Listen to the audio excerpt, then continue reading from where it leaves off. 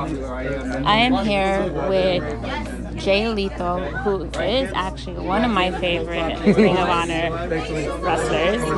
I tell people when they ask me, who's someone you could watch wrestle all day long? And my answer is always Jay Lethal and Christopher Daniels.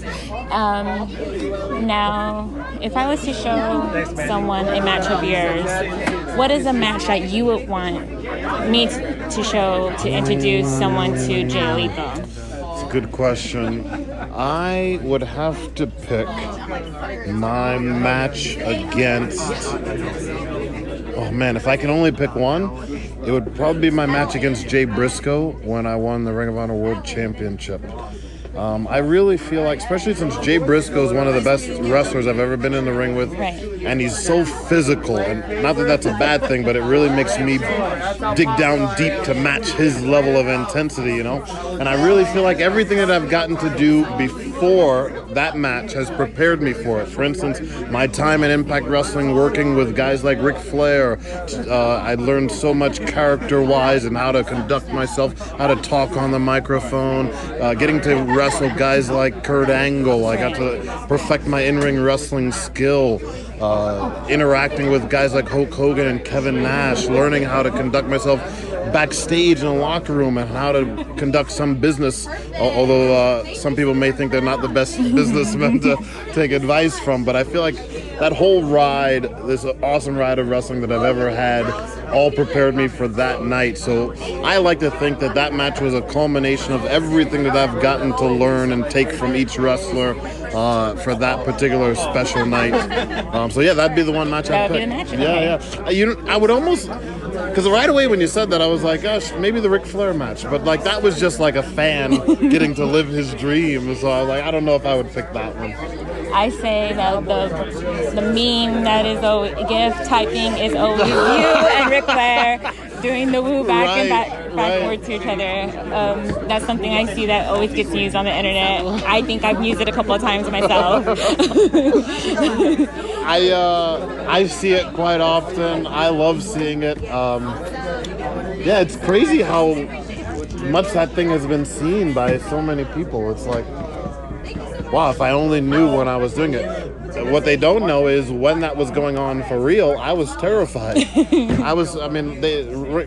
Impact Wrestling had never given me a chance to cut a live promo, a wrestling promo in front of a live crowd. And the very first time I get to do it, it's against Ric Flair. Are you kidding me? I was terrified. And you're wooing. Yeah, and none of that was all like spur of the moment stuff. None of that was written. None of that was planned. So I was terrified. And how was it like going to visit the San Antonio Children's Hospital today? That was, that to me is something that transcends anything that I've done in my life. It just goes beyond being a professional wrestler. I went there with a couple of my colleagues here. And even if we were not in the wrestling business, if we had a chance to go brighten up the day of a kid who may be stuck in the hospital due to various reasons, then we all would have taken it. It's not just because we're wrestlers, and that's the cool thing. Like anytime, because we're in the business of wrestling, which is almost the business of making people happy or trying to get them to feel a certain type of way, putting a smile on their face. So it's something that we all love doing naturally. So to get to be allowed, first because you have to be allowed in the hospital, they have to let you and they have to agree to it. For them to agree for us to come in and just to let a kid know that, hey, you're not alone. There's people halfway around the world thinking about you, just wanting you to feel better and wishing you were in a better situation. Man, it goes a long way. So that was cool. Any chance we get to do it, we do it.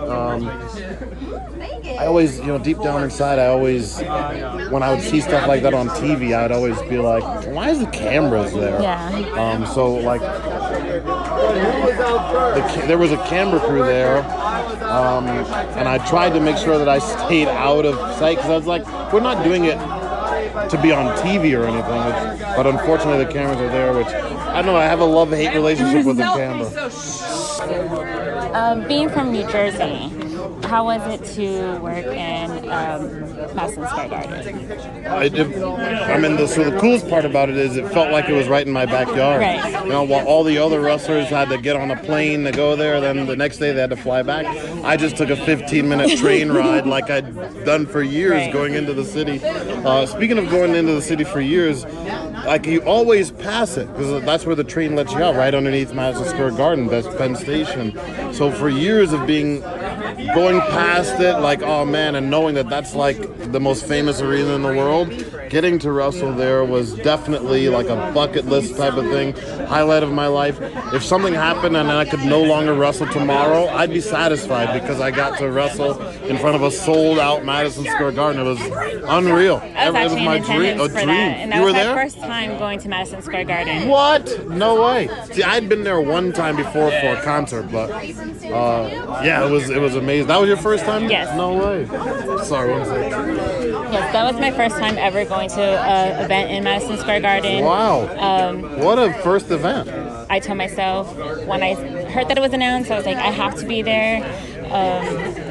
You always hear the stories, the Mecca, Madison Square Garden, Most famous and the arena most in the famous world. arena in the world. And it was like, to me, I was like, I have to go.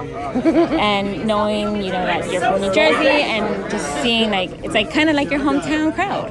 Yeah. Like I said, it felt just like it was in my backyard.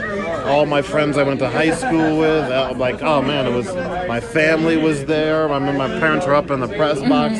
It was just, man, having that kind of experience and having it feel like it's right in your backyard, just a 10-minute, 15-minute train ride, made it all the more better. Hello. Hi, how are you? Nice to meet you. So my last question for you is, what is something that you like to eat when you're down here in Texas? Puffy tacos. Puffy tacos. Yeah, from Beer drinking hat. Damn it, I can't remember the name of the place. It's near the hotel we always stay at. Is it like someone like Oh, downtown? my phone is. Oh, man. Is it like a downtown area? Yes, it's downtown. There's somebody my friend is online. They'll be able to tell you what the name of it is. Damn it, I can't believe I'm forgetting the name. It's okay, I tried Sorry. giving a recommendation, a barbecue place to Shane Taylor, and I blinked. But he's picky when it comes to barbecue, so that was a tough one. How are an H? La. The second word may start with an H. Well, now we know your favorite Mexican food Yes. is puffy tacos. Puffy tacos. Sour cream and avocado. Everything.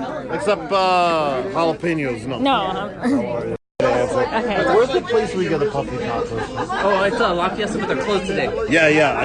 We were doing an interview. I couldn't remember the name of it. I thought it was started with a name. La Fiesta. La Fiesta.